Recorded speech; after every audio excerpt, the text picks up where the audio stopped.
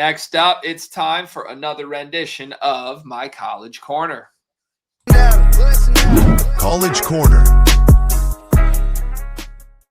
We are down to the wire in the college basketball world. It's a big month for all fans like me. And this is the final week of the regular season for power conferences. A few conference tournaments are underway. I do want to remind everybody, make sure you tap in with Dimers on the Best Bets and Predictions Hub every single day, because as these conference tournament games begin to populate, you never know what matchups will be. There's a lot of movement. Dimers will give you the updates in a real time and give you projected scores for every single game. It's a huge resource if you're looking to bet all of these postseason tournaments. We've got 3 picks as always. All 3 of these are sourced from the Dimers Best Bets tonight. For Tuesday, we start in the ACC, where Clemson is 3.5-point underdogs on the road at North Carolina.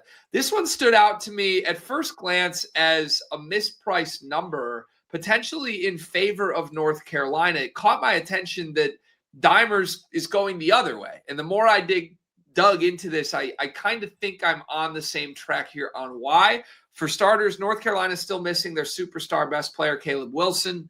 When you look at analytics services that project the scores of games, oftentimes, like a Ken Palm doesn't factor in injury concerns.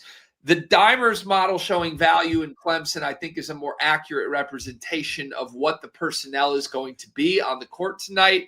And Clemson's biggest problem in their quiet stretch lately, they've lost 4 of 5 games until they got their win over Louisville over the weekend, has been 3-point shooting regression. This is a good 3-point shooting team that hasn't been able to make anything for 2 weeks.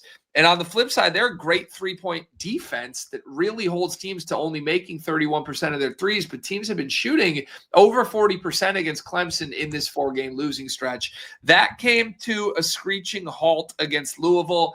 Averages kind of hit back to what we'd seen all season. Clemson made their threes. Louisville did not, and Clemson escaped with a victory for the first time in 5 games. I think you're going to see more of that against a North Carolina team that is missing their best player. And Clemson, quite frankly, due for these laws of averages to continue back in their direction from a 3-point variance standpoint.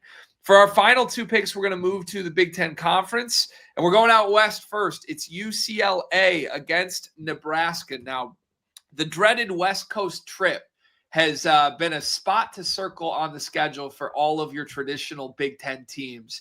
And Nebraska is making theirs very late in the season. They had to go at USC over the weekend on Saturday, stay in Los Angeles. Now they've got at UCLA, which is the hardest game on the West Coast trip for any of these teams this year. UCLA is the best team out there, and they are damn good at home. They've only lost 1 game at home all season long. It was a double overtime loss to Indiana that took plenty of heroics from the Hoosiers just to put it into overtime. This team really doesn't lose at home. And they've got wins over top 10 caliber opponents, Purdue and Illinois, at home already this season. I think this is a death trap for a Nebraska team. If you think about the way they play defense schematically, they swarm post touches. They don't let dribble penetration occur. They overhelp and they sag, and they dare you to beat them from 3. They have one of the highest 3-point volume allowing defenses you'll find in college basketball. UCLA is a great shooting team from 3. They just don't shoot enough of them. Nebraska's team is going to force them to do that, but it plays right into what UCLA does best with Sky Clark, with Tyler Bilodeau, with Trent Perry all making shots from outside. I think at Pick'em, UCLA at home, where they've been amazing all year, with a matchup that schematically favors them, is one of the best bets you can make. We'll pull the screenshot up later and you'll see, but I think this was a 56% probability outcome from the Dimers model. And then one more game in traditional Big Ten country. It's Illinois minus 18.5 against Oregon. Last week, I was in Champaign for Illinois' game against Michigan. Michigan did what they do to most good teams. They kind of ran through them and wore them down as the game went on. But this is senior night for Illinois. This is a final opportunity to honor Kylan Boswell, who's a Champaign kid, born and raised. And I think they're going to want to go out on a good note here against an Oregon team that is really just overmatched across the board anywhere you can find in the matchup. I will point out one spot particularly strong that I think Illinois will dominate here.